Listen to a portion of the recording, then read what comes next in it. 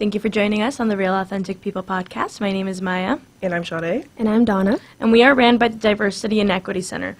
The Diversity and Equity Center aims to be a transformative, anti-oppressive center that disrupts white-dominant culture and inspires marginalized students to unapologetically take up space and be leaders and decision-makers of social change in our communities.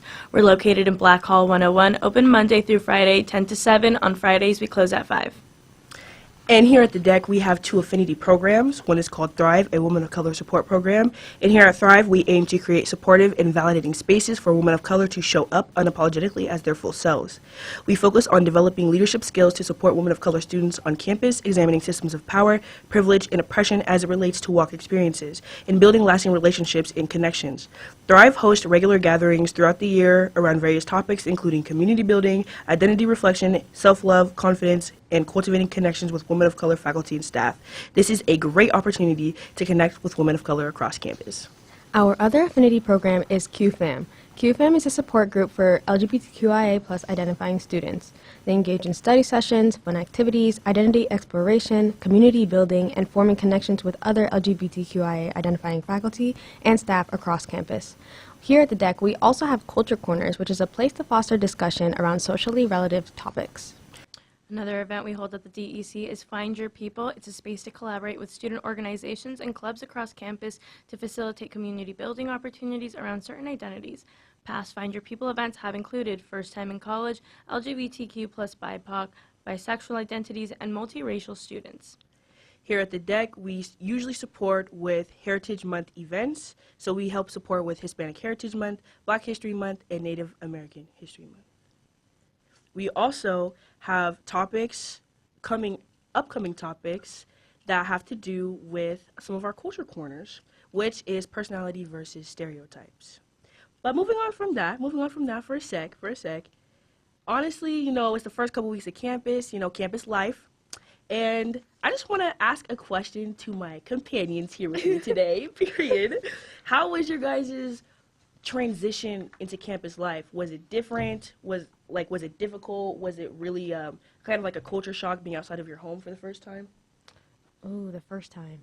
Yeah. It was grand the whole time for me. I loved every second of being away from home. I loved the dorm life. I loved actually doing things for myself. I mean, I had that much magic money, but Magic money. I had the swipes. However, it was nice to get to know me outside of my mom. You know what I mean? Yeah. Just know me outside of also my area. Because I feel when you're in high school, it's you're told what to do next. But this time, I got to choose what I did next. And that was so nice. Yeah, I think something that really did me was coming to white America shocked me. I've lived in America my whole life, but this felt like a completely different experience from where I grew up. And then when I came here, it felt like I had a little bit of imposter syndrome for a little bit. But it just made me appreciate the things that I know because of how and where I grew up a little bit more. But the older I get, I miss home a little bit more. Yo, when I first had my first bout of homesickness, I got hit like a ton of bricks. I was calling my mom every day, crying. I wanted to go home. I didn't want no more magic money. Take it back. I'm from Tacoma, West Side. You feel me? So it's just that shock of being with my family and people that really look like me and resonate with the ideas that I hold, and then coming here to campus. I didn't know nobody. I didn't even know who I was. That to me was the biggest I thought I was grown. I wasn't. When did you guys get your first I want to go home. I can't do this. After the first week, because I hated my roommate so much. It was just a really bad situation, and I felt very constricted. Cause she would go to bed at 8:30 p.m. Okay, in a shared room, you can't do that. Were you gonna get turned? No, literally, she'd go to bed at 8:30 p.m. and it would just really mess with my mental health and stuff. And I would call my parents after the first week. I'd call them every other day and be like, "Come get me right now." Literally. The first night on campus, I called my mom and I was like, "Look, it stinks. It smells like eggs. I want to come home. Please come get me. Turn around, please." She was like, "You need to give it a chance. You need to learn some what is it called? Sustainability. What is that?" I think that was right. Period. Yeah. Period. She was like, "Sade, grow up." I said, "Ooh, no, no." Yeah, I think being away from home the first like few months, it was cool to like do my own thing and like do what I want when I wanted, but then that also involved me not being like responsible. Yeah. You know what I mean? So then I felt like it made me feel bad about myself because I felt like I was like lacking responsibility and like in a way like purpose. I don't know, but once you like build a routine and stuff, it's like it's different. It's different. I shouldn't have a routine for a while. I was just kind of doing whatever. Yes, I had no structure when I first got to the dorms. But what I did know to do was wear some shower shoes, okay? That's Shower shoes. biggest pet peeve, I'm so sorry, is walking into the shower at 9:30 p.m. and just some dogs on the floor. I'm not sorry. You're getting foot fungus. I'm not. You're getting foot fungus and I'm not. That's not like, I'm not going to apologize for my healthy well-being. I will feel sorry for you, however, when you have to go to the doctor. I'm so grateful I've never had to do the communal dorms, dude. Like the communal bathroom situation. I just like You're I so can't. lucky. Bro, what I couldn't get past was being put in a space that already makes me uncomfortable because this is a PWI, and then having a random roommate. Like when I first came here, I came here with a friend from high school. Mistake number one, okay. And then after that happened, and I had to go find another roommate. I just was so uncomfortable. I had so much anxiety about it. I had to get a single for the rest of my on-campus day. I loved my random roommate. Shout out to you, by the way. I still love you to this day.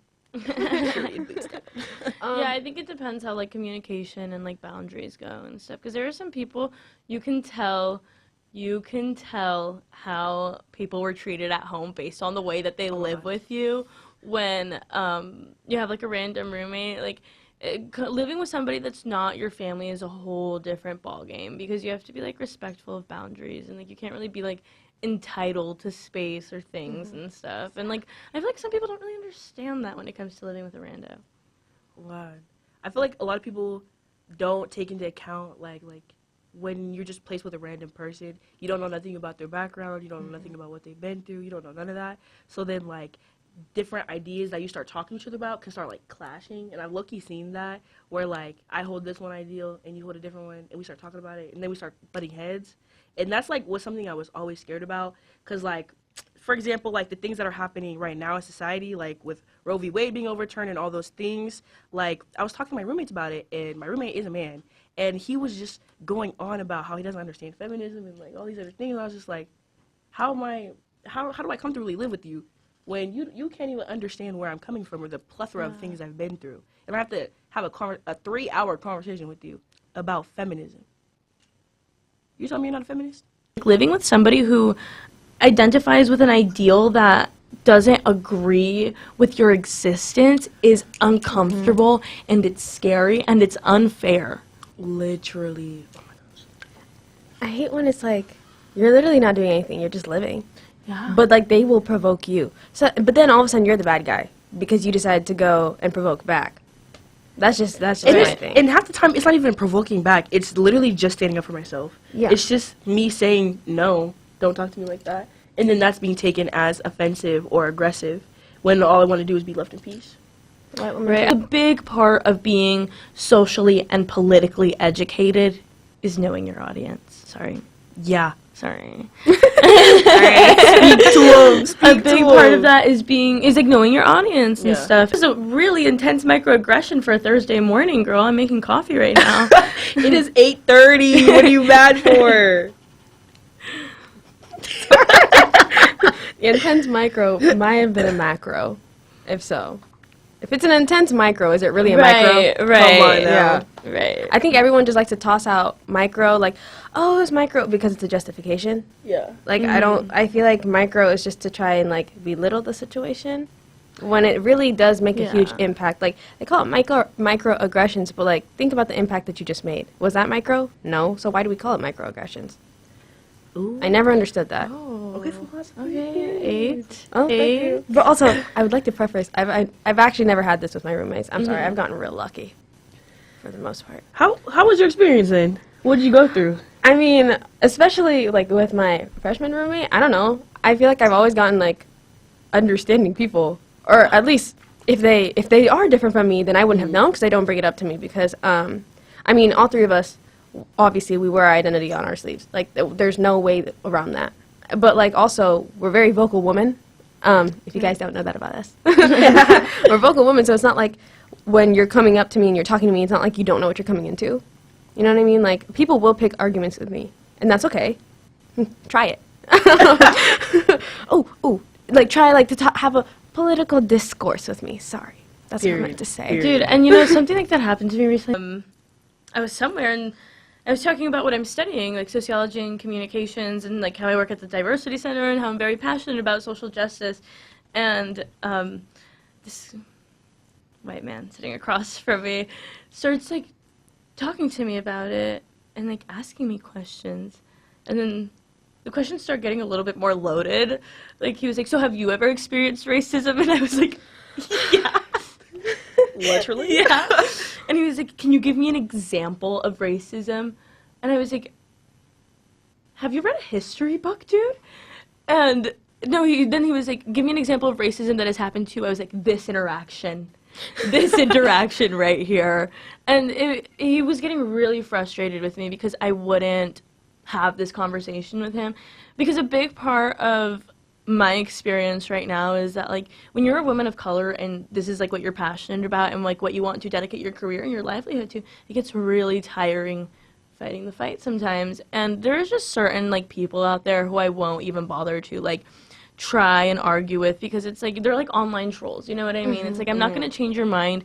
If you inherently, deep down inside, feel like you are bigoted and racist, I'm not going to try and change your mind or have a discussion with you about it because I just don't feel like it's my social responsibility anymore. We have the internet, so much education, so many books out there, so many videos. Like, there's so many things you could do to educate yourself that don't involve me exerting my energy into educating you. Exactly. Ignorance is no longer a bliss. And I don't know if you guys understand the mental capacity it takes to talk to somebody who barks at books. It's just like, it's not our responsibility, nor was it ever people of colors or the minoritized people to educate the broader audience, especially when they choose to stay, in my opinion, especially when they choose to stay ignorant. We don't get the luxury to be ignorant because these are our lived experiences. And while something can be so traumatic, I don't remember what happened, but I remember how it made me feel. And my feelings matter. Even if we do remember what happened, why do we have to tell you? Exactly. Like, why do I have to feel like... It's like you have to validate me in order for my experiences to be validated, but you will never understand what I'm actually going through. Like, I can tell you right now, like, da-da-da-da-da-da, and you'll be like, okay, then why didn't you do this? Okay, why are you invalidating me? Because, like, you clearly don't understand if you're going to say, like, why didn't you just do this?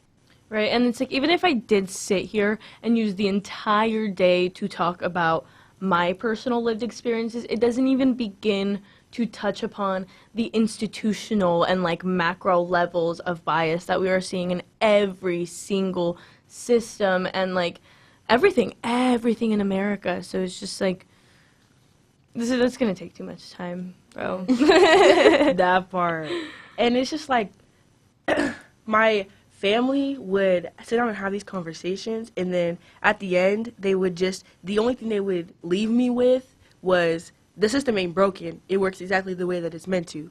And they would just let me ponder. But I was like 6.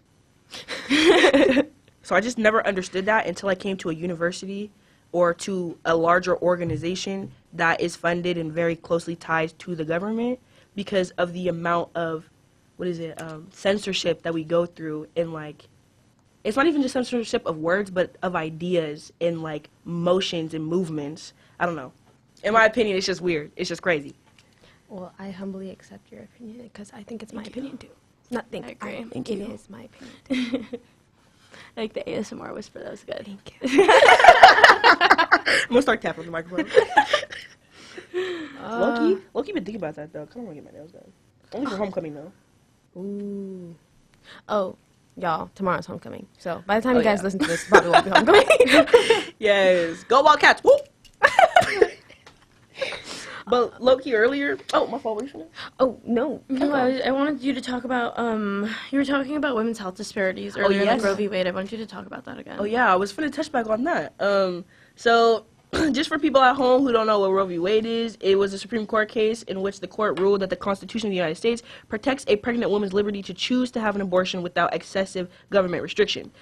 And the woman who brought this up was Jane Roe, so i.e. Roe v. Wade.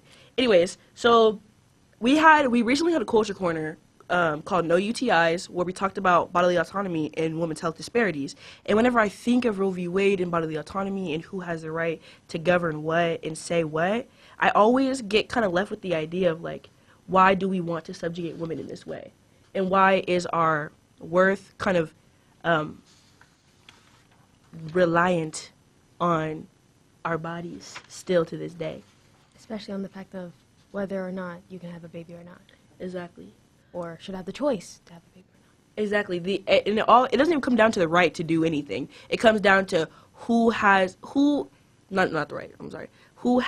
the right to tell you yes or no. It's not even about me actually being pregnant. It's about the idea of who gets to tell me yes. Mm-hmm. That's the craziest thing to me. So 20 women and 2 doctors in Texas they sued the state over the dangers they faced due to the state's ban for abortion care.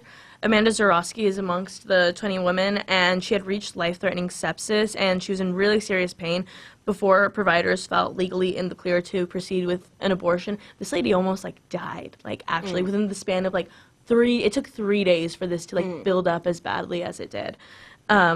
She's no longer able to have children, and it's a dark and haunting reminder of what it looks like when we let the government discuss our bodily rights and play with our democracy. The Pew Research Center tells us that 63% of Americans believe that abortion should be legal. The infant mortality rate for the United States rose 3% from 2021 to 2022, and this is remarkable because these statistics haven't seen a change since 2002. And I think, like you were saying earlier, we need to see our health providers, medical professionals, women's care providers at the center of these conversations. We are literally creating an epidemic right now under our noses by making men born in 1952 the keynote speakers during these discussions. Yes. Why do we have to suffer for them to actually realize that there's something wrong? I don't understand that. And it's not even really just abortion care, dude. It's everything. Yeah. In the medical industry, pretty much too, things like health studies. I was reading this thing that was the health studies that told us that we need 8 hours of sleep. That's wrong. What men can get 8 hours of sleep and be fine. Women need 10 hours of sleep every single night. Ever since I've been doing that, I've been feeling a lot better, not gonna lie. 10 hours of sleep is fire. If you're a woman, do it. I need to get on that way. Yeah, I'm serious. But it's just everything in our medical industry, dude. If you go and you see a healthcare provider and you tell them oh, I have an ovarian cyst or I have this, they will literally tell you if your ovarian cyst doesn't get to a certain amount, we can't do anything about it and you just kind of have to live with it. So it's just it's just weird. Yeah, it's just why? Oh, wow. And it's not even just women's bodily autonomy rights anymore either. It's transgender people now too. That is who they are targeting now as well. And it's that's a really scary, that feels like it's going to be a really scary world to live in. Honestly. And going back to the random that men from 1950 whatever just really be controlling everything. So in the Culture Corner the other day, I had learned a most random fact. Well, random to me because I didn't know, but office temperatures are set to the peak degree for a man. And then What? we be in the office, we be it's kind of Office cold. winter. Office We were winter. calling it office winter. Literally. And then our boss comes out, he's like, it feels totally fine in here. I turned that up to 74. It ain't nobody finna touch it. But I can't even turn it up higher than that. I was actually wondering because I was no, because all summer, it was the 3 of us, right? Mm-hmm. And we kept saying it's so cold, it's so hot outside, but it's so cold in here. And then I remember there was just this one day I couldn't take it anymore, so I tried turning it up. It wouldn't work. And then also, I mean, one of our thermostats works. Mm-hmm. One. And then the other one, when I tried to turn it up, it only went up to 74. I was like, I can't live like this. I can't live like this. My room has to be at least 80. Yeah, dude, my apartment is getting so incredibly cold right now.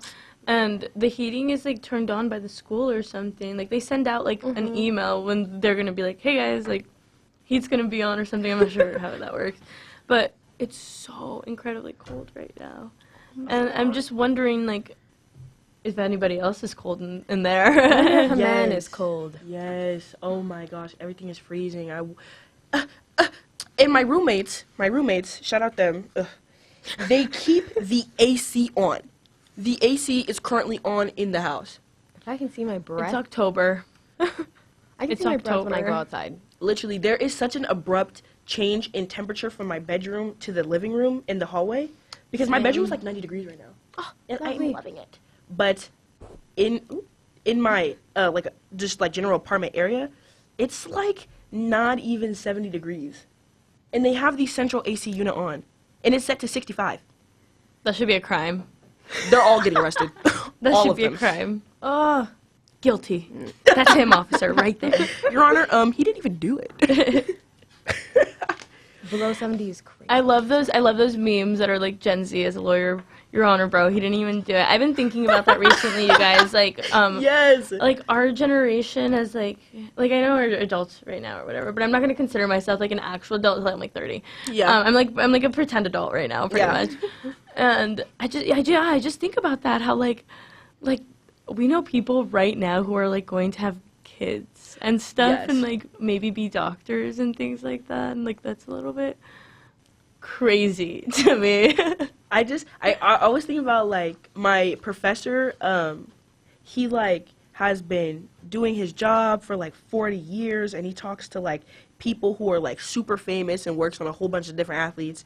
And he was just talking about you guys should keep each other's contacts because in 30 years, you're all going to be rich and successful. And I was like, 30? What an uplifting man. Love him down. It'll happen sooner. That's all I'm gonna say. Period. But I don't know. That's so something that I do. crazy. That's something that I do like about Central is that I feel like our faculty, is it faculty? Yeah. Our faculty. I've had a lot of really great professors here and that have been like really supportive and stuff, and I can really Yeah. appreciate that because I've heard some pretty intense horror stories from like other Colleges. schools and stuff. Yeah. I will say, I think that Central does a really good job with having small classes so we all can get the attention that we Yeah. need. And I do appreciate that about this campus. I will say I've had a couple of professors that maybe didn't ice my cake the right way. But, sorry if that was bad. But I will say that even though I didn't have the best experience in those classes, they still were concerned about my learning to some degree. And I think in high school, it was more of a competition to see who's smarter than the teacher. And it was like when like my geometry teacher, if anybody knew more than him, he'd like visibly get like irritated. That's crazy. Yeah. I think that's what's great about college because like I'm a sociology major, so like I feel like a lot of my classes are kind of discussion based and like idea building together and like stuff. And that's really nice because it's cool to feel like a part of like an academic group or like community. You know what I mean? Because there's just like stuff that like you want to talk about that like your friends, like your roommates or coworkers like just won't get Yeah. unless they're like studying the same thing as you. Yeah. All right, y'all. Thank you guys so much for keeping it real with us here on the first episode of the Real Authentic People podcast. Again, I'm Sade, I'm Maya. And I'm Donna. and we'll catch y'all in the next episode.